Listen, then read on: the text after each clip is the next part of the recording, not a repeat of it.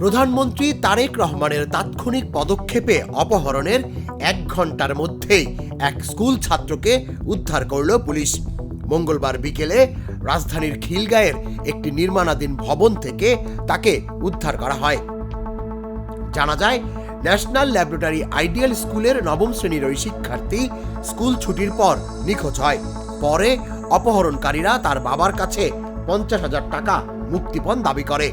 অপহৃতের বাবা সচিবালয়ের কর্মচারী খন্দকার শামীম বিষয়টি জানাতে প্রধানমন্ত্রীর দপ্তরে গেলে প্রধানমন্ত্রী তারেক রহমান দ্রুত আইন শৃঙ্খলা বাহিনীকে নির্দেশ দেন।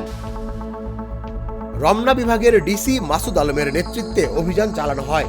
পুলিশ কৌশলে মুক্তিপণ নিয়ে দর কষাকষির মাধ্যমে অবস্থান শনাক্ত করে খিলগাঁয়ের 7তলা ভবনে অভিযান চালায়।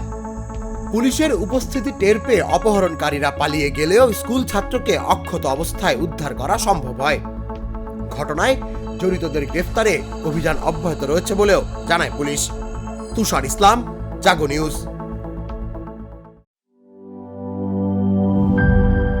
মিল্ক ক্রিম আর এক্সাইটিং ফ্রুট ফ্লেভারে তৈরি হুররে ওয়েফারের মাঞ্চি টেস্টে আপনিও বলবেন টেনশন দূর রে, হয়ে যাক হুররে।